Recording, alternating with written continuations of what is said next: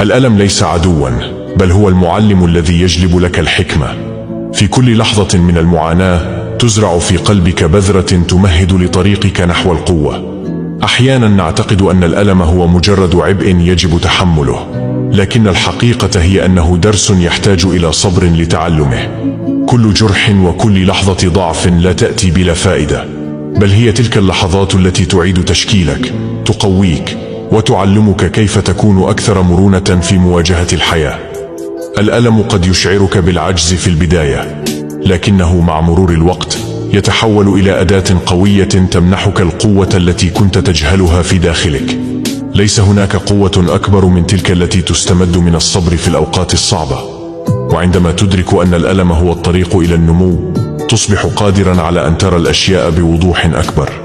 تصبح مستعدا لتحمل المزيد، لأنك أصبحت على علم بأن كل جرح وكل ألم يساهم في بناء شخصيتك.